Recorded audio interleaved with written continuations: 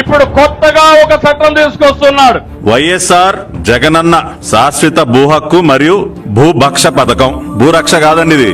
రాష్ట్రంలో భూములన్నీ సర్వే చేస్తున్నామని చెప్పి విలువైనటువంటి భూముల్ని వారసత్వంగా తరతరాలు వాళ్ళ అనుభవంలో ఉన్నటువంటి భూముల్ని కొత్త విధానాలతో జగన్మోహన్ రెడ్డి ప్రభుత్వం దోచేస్తా ఉంది. ఆ చట్టం అమల్లోకి వస్తే ఇంక మీరు గోయిందా ఇంకా అప్పీలే లేదు. అంటే స్కీమ్ ఫర్ స్కామ్. ఈ భూరక్షణ చట్టం సమాజానికి చేటు తీస్తుంది. నేను అందుకే హామీ ఇస్తున్నా, ప్రభుత్వం వస్తానే భూరక్షణ చట్టాన్ని ఆపి మీ ఆస్తులు కాపాడే బాధ్యత తెలుగుదేశం పార్టీదని చెప్పి నేను అది ఏమీ కంటిన్యూ కాదు. అందరూ హ్యాపీగా ఉన్నారు. వాళ్ళ భూములు వాళ్ళ దగ్గర ఉంటాయి.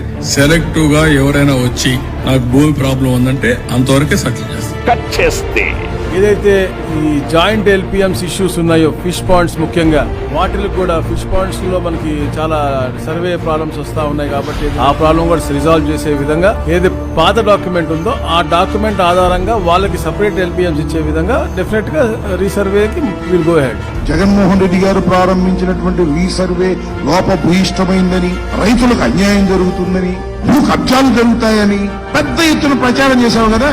ఎందుకు నీకు తీసుకున్నావు చెప్తాను. ఎందుకు మళ్ళా మాట మార్చావు? ఎందుకు మళ్ళా రీసర్వే చేస్తాము అనేటువంటి మాట ఎందుకు మీరు మాట్లాడుతున్నారు అంటే, కనీసమైన మినిమం నాలెడ్జ్ మీకు లేదు. ఈ భూముల పట్ల మీకు మినిమం నాలెడ్జ్ లేదు.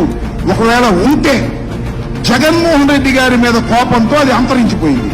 ఇతర దేశాల్లో భూ వివాదాలు వెరీ మినిమం 3% మాత్రమే ఉంటాయి. మాక్సిమం ఉంటే 3%. మన భారతదేశం ఎంతో తెలుసా? 60 to 70% భూ వివాదాలు. కోర్టు చుట్టూ తిరగటం, వీటన్నిటినీ కూడా క్లియర్ చేయడం కోసం సర్వే చేసి భూమి హక్కుని ఆ భూమి హక్కుదారుడికి ఇవ్వాలనేటువంటి ఉద్దేశంతో రీసర్వే ప్రారంభించింది జగన్మోహన్ రెడ్డి గారి ప్రభుత్వం. ఒక విప్లవాత్మకమైనటువంటి రీసర్వే. దీని ద్వారా రైతాంగానికి, భూ యజమానులకి రక్షణ కల్పించాలనేటువంటి ఒక సదుద్దేశంతో ప్రారంభించబడినటువంటి ఈ రీసర్వేని ఇష్టం మాట్లాడారండి. తెలుగుదేశం వాళ్ళందరూ మాట్లాడారు. చంద్రబాబు నాయుడు గారు స్వయంగా మాట్లాడారు. మీరు చూశారు.